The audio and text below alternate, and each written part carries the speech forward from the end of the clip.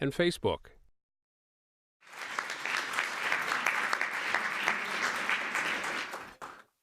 Thank you, Michael. Thank you, everybody. I'd like to set the stage, if I may, by reading a quick quote. When the First Amendment was adopted in 1791, the principle that Congress shall make no law prohibiting the free exercise of religion was plainly understood by every American, including lawmakers and judges. Today, the free exercise of religion has ceased to be a guaranteed right in America. Instead, it has become a battlefield.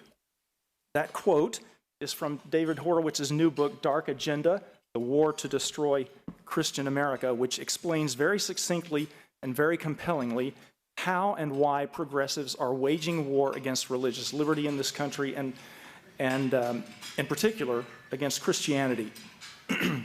I reviewed this book for Front Page Mag, and I can assure you that, like everything else that David writes, this is a must-read about a critical front in the war for the soul and future of America.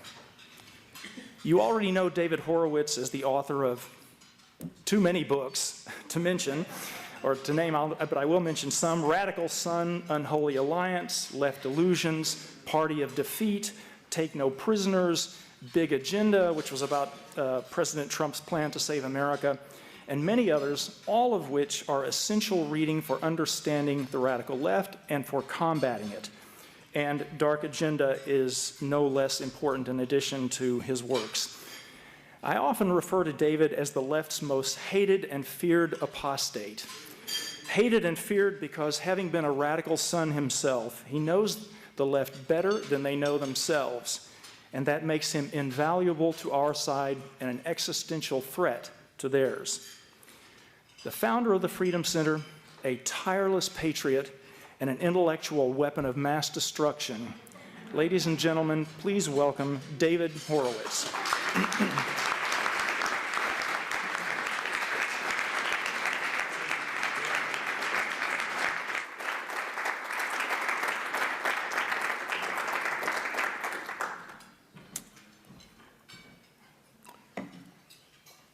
Thank you all for coming. Readers of my new book, Dark Agenda, might wonder how an ex-radical, agnostic Jew would come to write about the war to destroy Christian America. And this is kind of how it happened. When I was in the left and in the process of leaving it, once I discovered the destructive character of the left, I saw, for example, that the left didn't care anything about the Vietnamese people that it claimed to defend when the communists took over and proceeded to slaughter 2.5 million peasants in Indochina. There were no protests. But once I saw its destructive character, I turned to an examination of what we had said about America. I had to look at America, the system that we set out to destroy, and re-examine it. In the course of this inquiry, I had a kind of epiphany, thinking about the unalienable rights to life, liberty, and the pursuit of happiness, something that we radicals cherished. I realized that the only reason the rights were unalienable, that is, they couldn't be taken away, was because they were God-given. If government gives you the rights, government can take them away. And government, as the Declaration said, was just instituted to guarantee rights that were given by God. This was a simple idea to understand, but not so easy to embrace for an agnostic. I had to face the fact that without a belief in God, or respect for a belief in God, that is, to respect the people who had created this country and their belief in God, the rights to life, liberty, and the pursuit of happiness could not exist. Without respect, moreover, for the Christians who created this country, our rights have no foundation and cannot be defended. And that was just the beginning of my re-examination. Looking back at the history, 98% of the people who settled this country and created America were Protestant Christians fleeing religious persecution. Every element of our democracy, pluralism, inclusion, diversity, equality, and protection for minorities, is Christian in origin, and more specifically, it's a direct product of the Protestant Reformation. The Reformation was a revolt against the Catholic Church. Before the Reformation, you could not go to heaven without going through the Catholic Church and its priesthood. They even sold indulgences. If you were stuck in purgatory, they would get you to heaven, and that's because it was the true church and anointed as such. But what the Protestant Reformation was about was the perception that not only the Catholic Church, but all churches are human institutions.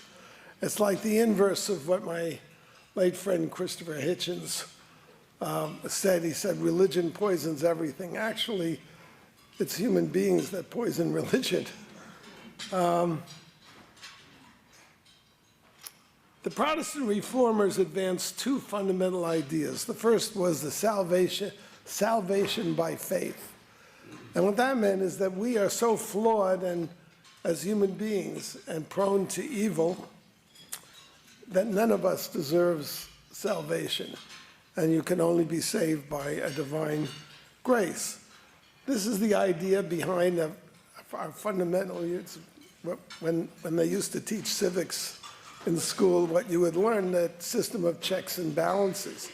Why did the Protestant founders of America put in a system of checks and balances? Because they knew that the very people that they had created as, or designated as the sovereigns, were dangerous. And the people they elected to government were even more dangerous, because in addition to being flawed, they had a lot of power. But the truly revolutionary Protestant idea was what they called the priesthood of all believers.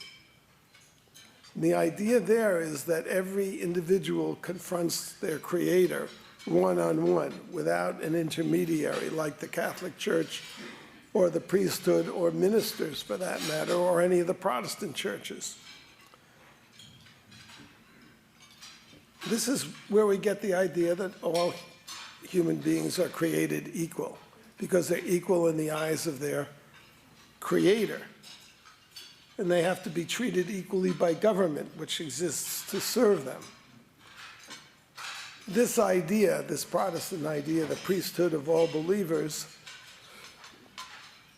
is what made America the leader in abolishing slavery in the world, in empowering women, and in creating a society that was inclusive and diverse.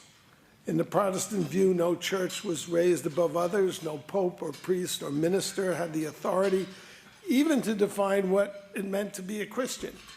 Thomas Jefferson didn't believe in the divinity of Jesus, for example.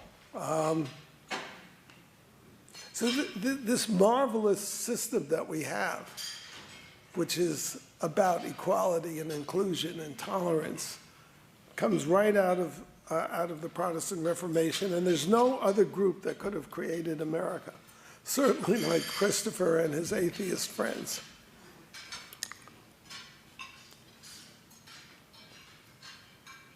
Because the Protestants who settled and created America were fleeing persecution by religions that had been established by the state, the American founders made religious liberty the first liberty and the foundation of all our other liberties. Freedom of conscience is the most basic right we have. You have to be free to have whatever opinions you come to, and then you have to have the freedom to express them. And if you can't have that, you can't defend any of your rights.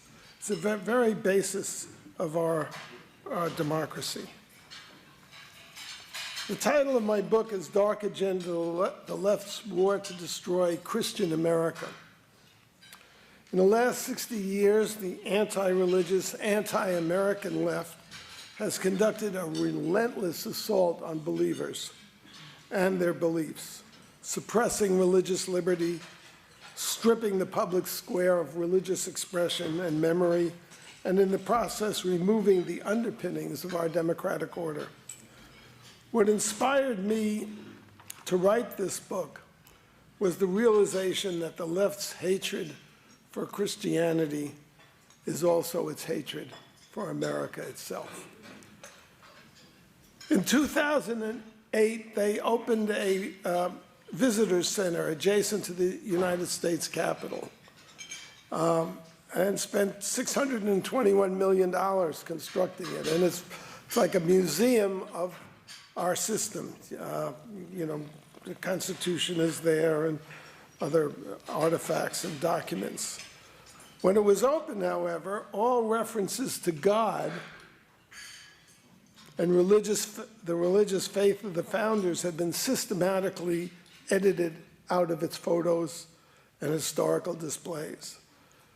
The lengths to which the designers went to expunge God from the visitor center and from the founding is remarkably petty and extreme.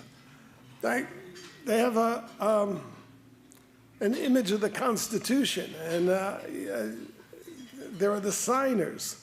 And over the signers in the actual constitutions, it says, in the year of our Lord, 1787. And they photoshopped it so there's no in the year of our Lord. Unbelievable, actually, what they did. The visitor center said that the motto, our official motto, is E pluribus unum. No, it's in God we trust. And they took a replica of the Speaker's rostrum, the Speaker of the House, which has the inscription in God we trust, and they took it out. It's not just the visitors to the nation's capital who have had God and religion airbrushed out of our nation's founding, thanks to a series of corrupt Supreme Court decisions. Beginning in 1962, children in our public schools are denied knowledge of the religious origins and foundations, not only of our nation, but of their freedoms. Outrageously, because of the court's decisions, this knowledge is now denied to school children by the Constitution itself. In 1986, there was a study of 60 textbooks used by 87% of public school children. And the study noted that, quote, the Pilgrims are described entirely without any reference to religion. You can't tell them that the Pilgrims were Christians. The textbooks describe how at the end of their very first year, the Pilgrims wanted to give thanks for all they had, which was the first Thanksgiving. But there's no mention made of the fact that it was God they were thanking. In the textbooks, children can read that the Pueblo Indians pray to Mother Earth, but the Pilgrims can't be described as praying to God. And never are Christians described as praying to Jesus. It's like out of Orwell. I mean, it's just unbelievable. This study summed up its findings in these words: there is not one story or article in all these books in approximately 9,000 to 10,000 pages in which the central motivation or major content derives from Christianity or Judaism. This is the thing, while I always explain to people that conservatives have real lives, and leftists don't. They live to do things like this. So conservatives are generally unaware of what's going on behind the scenery. But if you don't know where you come from, how do you know where you're going? We've robbed our children, and you wonder how these millennials, how they think the thoughts they think, robbed them of their foundation. They have no understanding of how everything or what they enjoy in this country was created. And this is why the assault on religion has created a national crisis in our country, dividing us into warring camps whose fundamental views are not only in conflict, but irreconcilable. That's why people speak of the present situation as a civil war, which is what it is. There's not going to be a civil war with armies as in the 19th century because the federal government is way too powerful.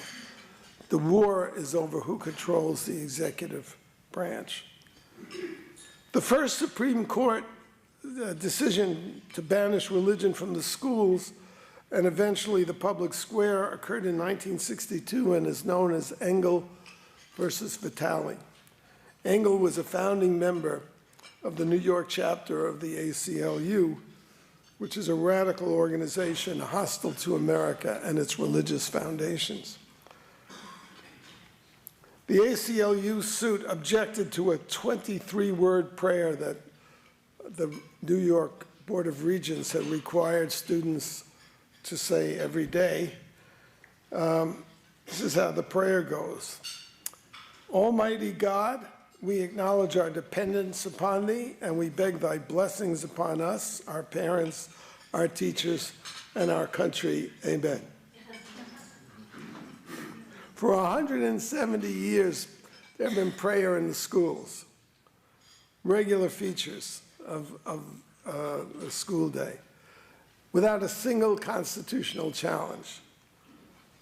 This is stare decisis, the rule of precedent, which every time somebody mumbles something about Roe v. Wade, they bring up 170 years without a challenge, and overnight they overturned it. And this Engel and the ACLU lawyers claim that the innocuous prayer I just read you violated the Establishment Clause of the First Amendment, which banned the state from establishing an official religion. When it went before the Supreme Court, 7 unelected, appointed for life by politicians, lawyers, decided by a 6-to-1 vote in favor of the radicals and banning the prayers.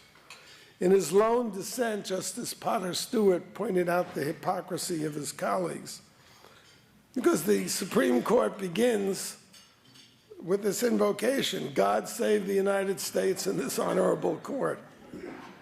The idea that a 23-word non-denominational prayer established a religion is transparently absurd.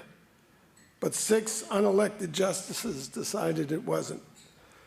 The Greek scientist Archimedes once said, "Give me a lever and a place to stand, and I will move the earth."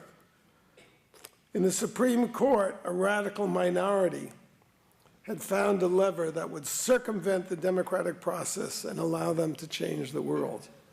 And changing the world, that's what radicals are focused on. They don't care how they do it, what force they use, what laws they break, because the end is so wonderful. There were many democratic solutions to this problem of prayer in the schools. If atheist kids felt excluded by a non-denominational prayer, I mean, I went to school, I wasn't religious, it never bothered me. I mean, they read the Lord's Prayer in school. I like those words, lead us not into temptation, the king power and the glory, kingdom, whatever. If atheist kids felt excluded, you go to the regents or the school board or elected officials and you find a way to accommodate non-religious kids if they're offended. Really simple. But the left isn't interested in the democratic process. It's not interested in persuading people. It's interested only in forcing people to be good according to their lights, what they think is good. The left had found a branch of government which could change the practices of a nation overnight, make the new practices the fundamental law of the land, and do it for all 50 states at once. How radical and anti-American were the plaintiffs who shaped America's future through the leverage of the Supreme Court? And the year after Engel versus Vitale, there was another case brought by Madeleine Murray O'Hair, America's most notorious atheist, and was far more influential, and of course the ACLU was totally involved, claimed that Bible school readings, you couldn't read from the Bible in public schools, that it violated the Establishment Clause. Murray was the founder of Atheists of America, and Life magazine called her the most hated woman in America, which she loved that epithet. Why? Because it made her a victim. And she understood that Americans are easily seduced by victims, as we all know. In fact, Madeleine Murray was an extreme leftist and a deceitful manipulator of public opinion. She went so far as to blame Christians for her father's fatal heart attack. She had an elderly father who she was always fighting with. And he had this heart attack. What happened was she assaulted him over the morning coffee with these words: "I hope you drop dead. I'll dump your shriveled body in the trash." And he went out to the A&P, and at the counter, he just keeled over, and she blamed it on Christians. The intolerant Christians did it. Just prior to launching her anti-prayer campaign, Madeleine Murray took her family to Europe, her 2 sons, where she tried to defect to the Soviet Union. Like I say, she was just a communist. Seeing what a troubled individual this was, and she was really, I can't go into all of her craziness, but the Kremlin rejected her. When she returned to the States and prepared to position her son as a victim of intolerant Christians, she asked him what, he was 14 at the time, and we know all this because he wrote a book exposing her. She asked him what he felt about prayers at his school. He told her he didn't mind them. So she said, "Don't you understand what is going on yet? The United States is nothing more than a fascist slave labor camp." That's familiar words, like run by a handful of Jew bankers in New York City. The only way true freedom can be achieved is through the new socialist man. I can just hear these words coming out of Cortez's mouth. Russia is close, but not close enough to freedom, or they would have let us in. The Soviet communists were smart enough to see that Murray was a malicious crackpot, but not the US Supreme Court, which with one lone dissent voted to impose her will on all Americans and thereby suppress religious liberty, which is the foundation of all our freedoms. The next 2 Supreme Court decisions engineered by the radicals were even more fraudulent than the prayer decisions. They led directly to the profound chasm in our society today. The fraudulent legal argument was common to both cases. It was an invented right to privacy in the Constitution that the Planned Parenthood lawyers devised. The other case had to do with contraceptives. But it was the 1973 decision in Roe v. Wade that led to the nation-breaking political divisions that confront us today. This is the source of the split that has become a civil war. The suit was the work of the lawyers at Planned Parenthood and ACLU who support. They were brought into the case by, I'm not making this up, a University of Texas in Austin chapter of Students for a Democratic Society, the 60s most famous radical group. Once again, the radicals chose to bypass the democratic process. You go through the legislatures, you have to persuade people. The whole system that the founders set up was meant to force people to compromise and get along.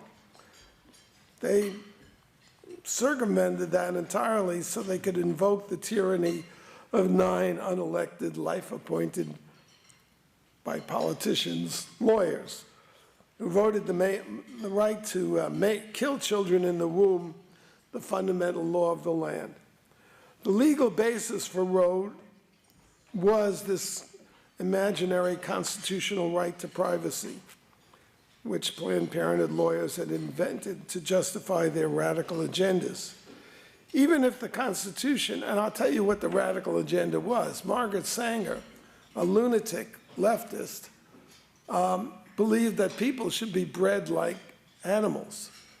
And there were all these defective people, among them for her were minorities, blacks in particular, inferior people, and they should be cut out first by using contraceptives, and then if you fail to do that, by abortion. That's what was behind this whole thing. Even if the Constitution, however, contained a right to privacy, and it doesn't mention men and women. I don't know if you know that. I just saw, yesterday Cory Booker said that he referred to the bigotries in the Constitution. The Constitution doesn't use words like black and white. It doesn't talk about races. People just make things up. But anyway, even if it did contain a right to privacy, which it doesn't, it made no sense as a decision. As Justice Rehnquist said in his dissent, there's nothing private about an abortion. There's a woman, there's her doctor, and what's unmentionable is there's also an unborn child. The pro-abortion movement, its slogan is the right to choose, pro-choice.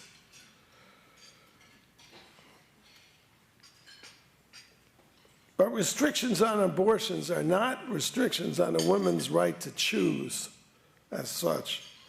Unless she is a victim of rape, a woman makes a series of choices before arriving at the decision to kill a child.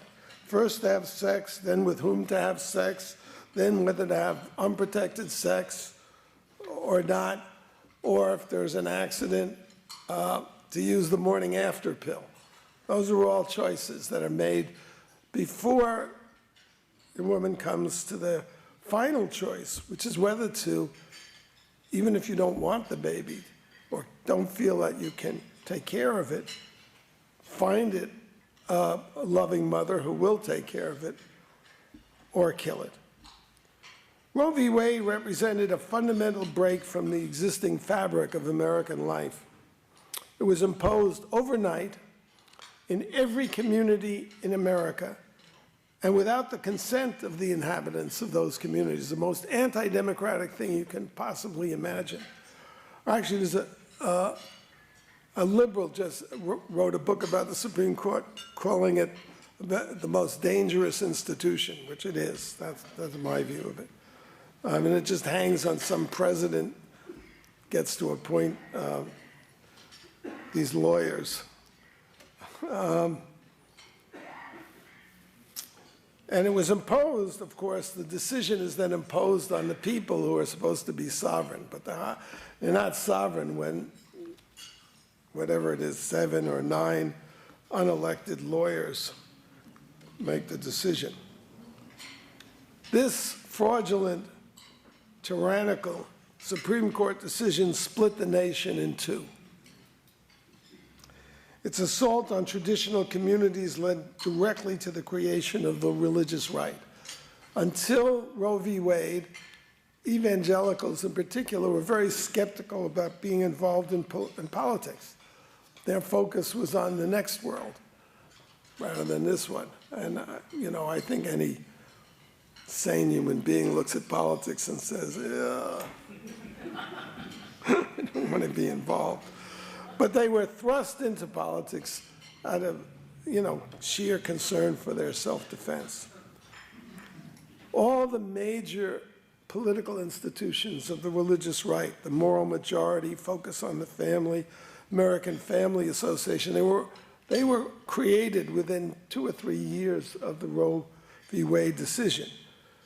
When the Democratic Party, of course, it's really a totalitarian party. There's not much, you don't see a lot of Democrats doing what the Susan Collins and Rand Paul and Republicans do, standing up against their own majority. You don't see that. When they embraced Roe v. Wade, a pro-abortion decision, they made it impossible for, there is one, Bob Casey, the senator from Pennsylvania, is pro-life. But what they did was they drove their Catholic base out of the party. And the Catholics became part of the religious right, and Protestants and Catholics united on these issues. And they created a political force that first elected, and Roe v. Wade was 73. In 1980, they elected Ronald Reagan, and in 2016, they elected Donald Trump.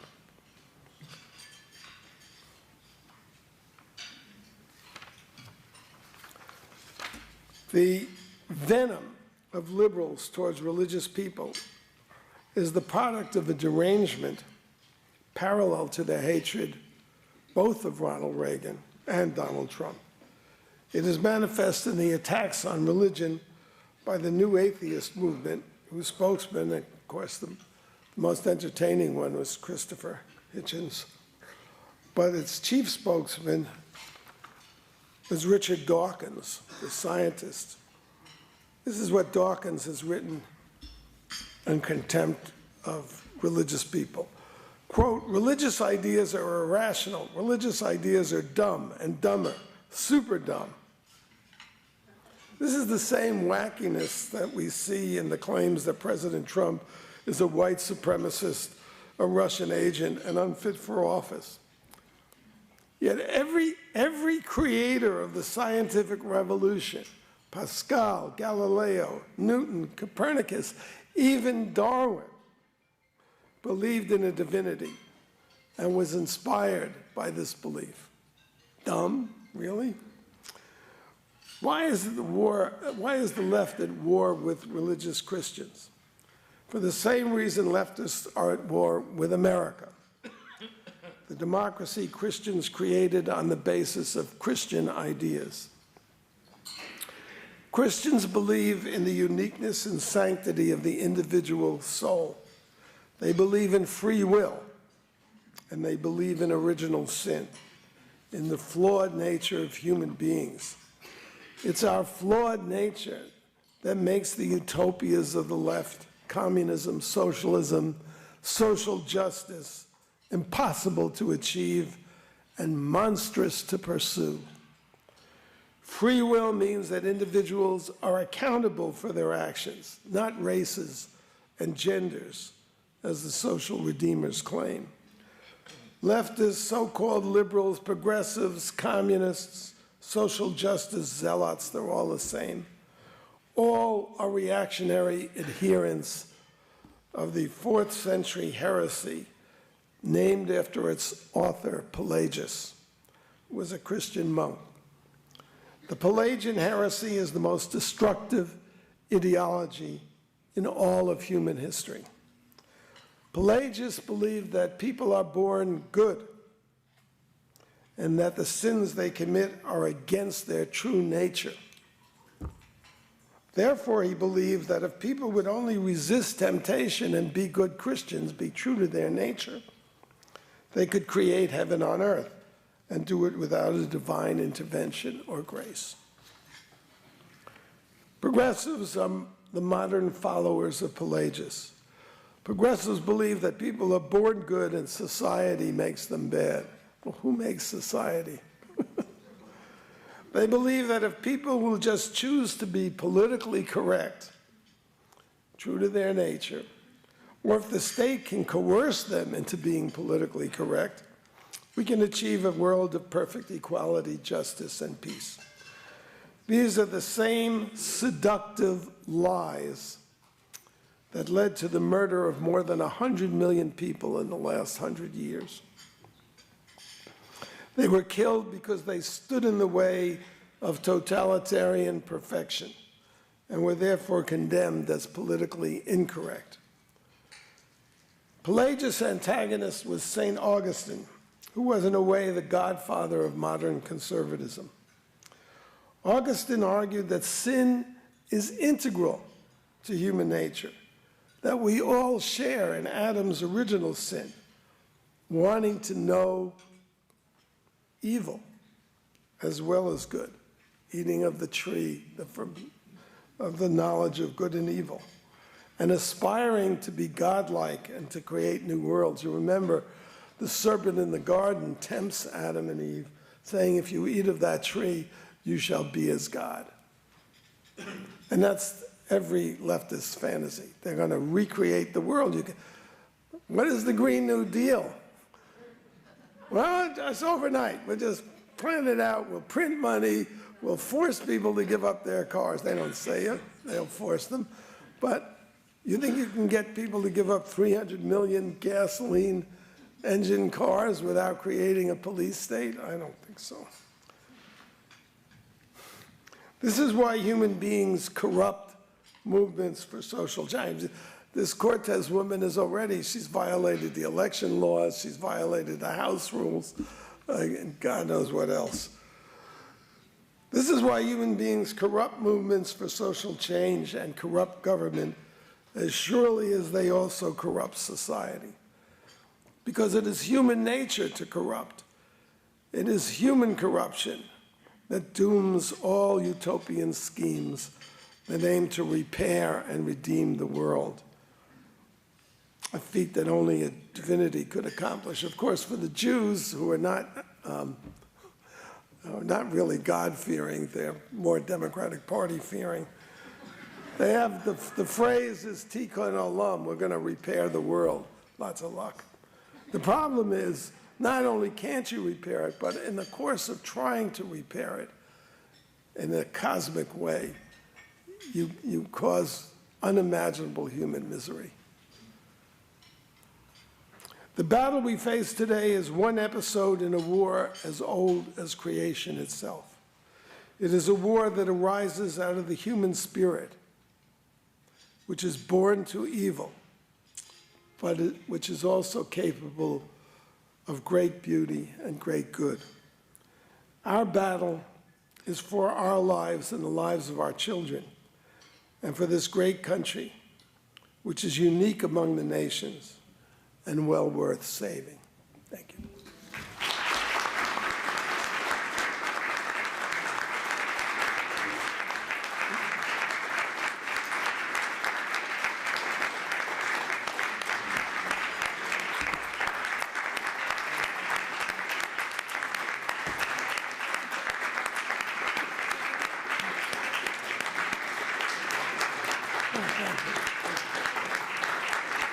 Thank you.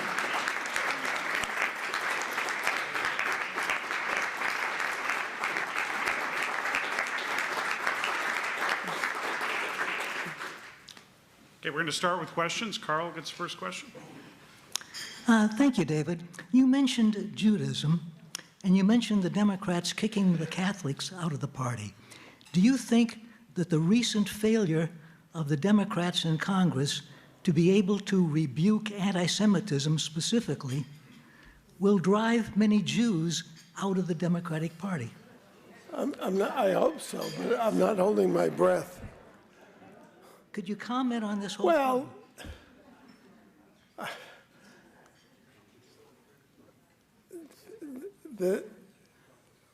some wit once said that Reform Judaism, which is the least orthodox of the Jewish denominations, is the Democratic Party with holidays. That's their religion. So getting people to give up their religion is not easy. I mean, I wrote about it actually in Radical Sun. Kind of the darkest day of my life up to then was when I realized that everything I believed was hooey, was false, and led to evil. And the world went black in front of me over it. And it's because your identity is invested in this idea you're saving the world. That makes you very important. So I don't know that the Democratic Party is an anti-Semitic party.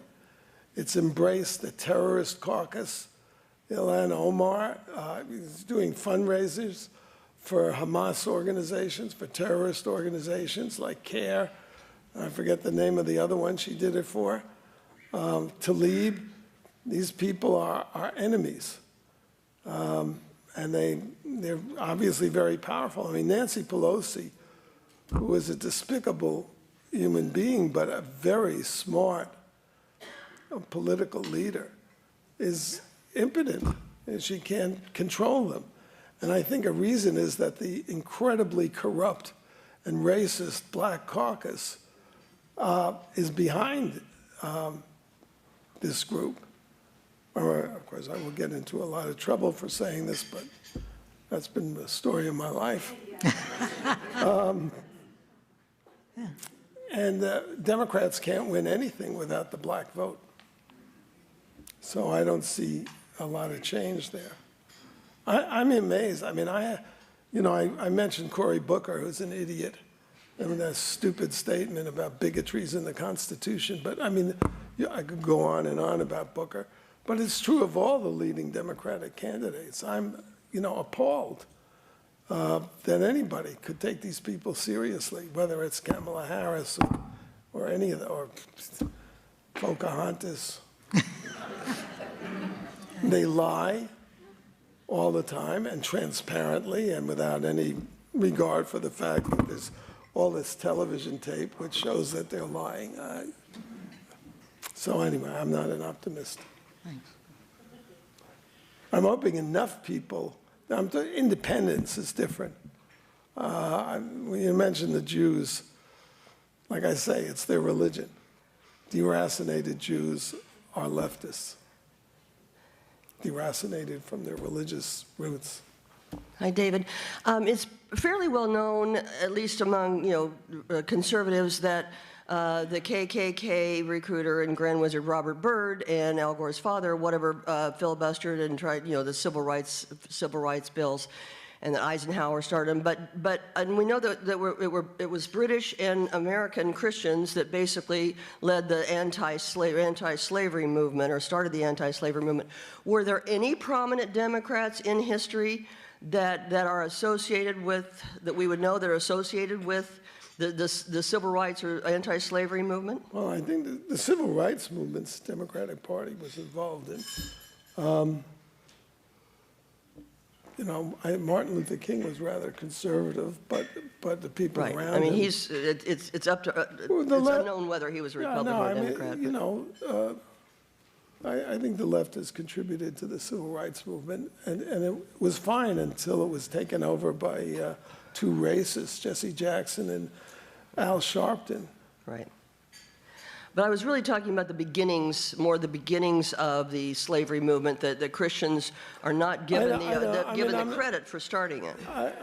I don't know the answer to that. Okay. Maybe William Lloyd Garrison was a Democrat. I don't know. Okay, thank you. Hello, David. Hi. May God continue to shower blessings on you. I'm interested, when I think of the issue of Marx and Muhammad, I see a fusion, and I see they're the same monster wearing different masks. and I think we see this very clearly now. It seems as if the only alternative, because we're dealing with Marx and Muhammad, we're dealing with Nazism, fascism, communism, socialism, Hezbollah, ISIS, it's all the same thing. It seems like the only possible alternative is the teachings and the theories and the morals of Moses. And I think as a conservative community, that needs to be publicly and forcefully reaffirmed. I wonder what your thoughts are. Maybe I didn't make this clear enough. To me, the two sides, and this struggle goes back, it's a story of the Tower of Babel, people trying to build a tower to heaven. And I've said before, I think that the first chapters of Genesis contain all the wisdom you need to understand what's going on. You know, the our original parents, so to speak, were in paradise. And it was better than socialism. You didn't die, the fruit fell from the trees, there was no pain and childbirth and so forth and so on. But in order to enjoy that, there was one thing that you shouldn't do. And of course, human beings are ornery. And that was the one thing. It's like, you know, when you're on a diet and the only thing you can't eat is carrots, that's all you want.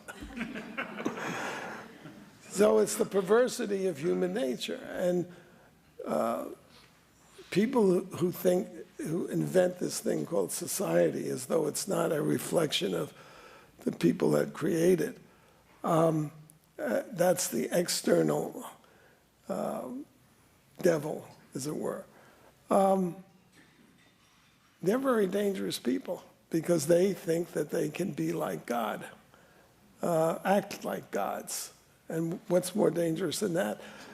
The more beautiful the idea that you're think that you're advancing, the bigger the crimes you'll commit to get there.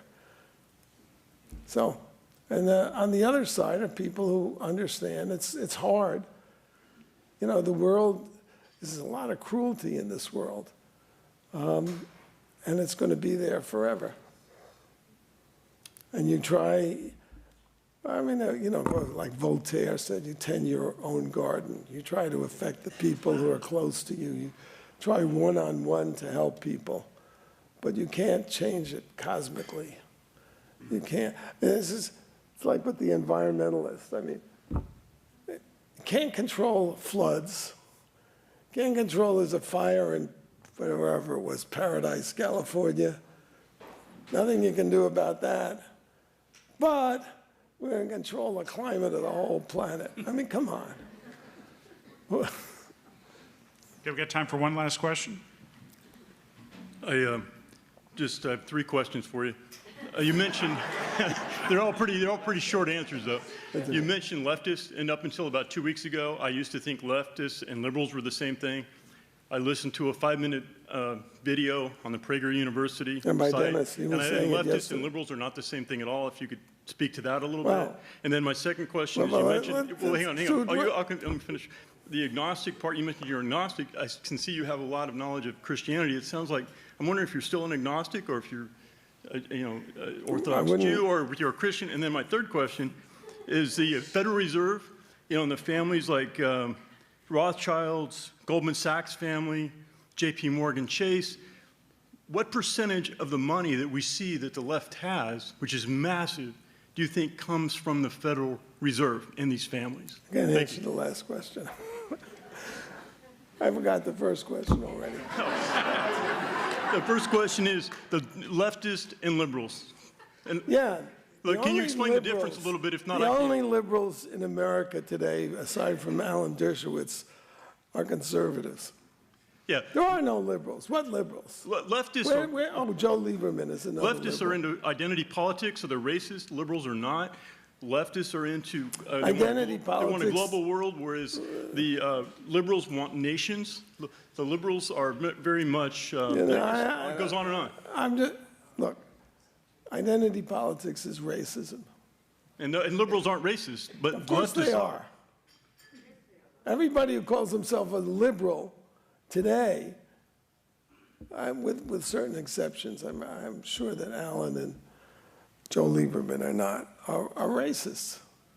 Yeah, a lot of them. Where were the liberals, attacking those Democrats as they lynched Kavanaugh on the basis of this pathological liar, Christine Blasey Ford's accusations?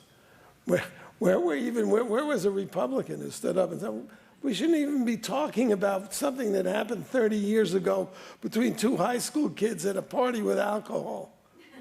Then on the there are no liberals. anyway, on the agnostic question, where would you? Of course, I'm an agnostic. Okay, you're still agnostic. And then the third question: what about the Federal Reserve and those families? I don't know anything about the Federal Reserve. Oh, I thought you were talking about them a little bit. Well, We're good. We're I think- done? Mark, did you have a last question or a comment? Okay, we're going to have one last question for Mark. I got to get to Or an comment, Then airport. we're done. There's a 7-word phrase that may cause many on the left to become apoplectic. It's very simple. Does your baby deserve the death penalty? That's it. Thank you. Well, I mean, what I said, there's so much obfuscation. Basically, the pro-choice movement is a movement to give women freedom from responsibility for their choices. That's what it's about. If you take responsibility, I mean, and life is difficult and it takes a while to learn things. I mean, I hate the word evolved. I've changed my views a lot on abortion. When I was a kid, it was like you couldn't have an abortion after the first trimester. And I kind of stuck with that. But I've changed my views, especially when you see once you pull the restraints from people, the moral restraints. Now you have the Democratic Party endorsing killing born babies. I never thought I'd live to see something like that. So there's no bottom. I think it was, I can't remember the exact quote, but Reagan who said that we're one generation away from barbarism. We have to fight this battle in every generation. And I think, we're on the brink of a dark ages if we lose these battles now. I also think that we're going to win them.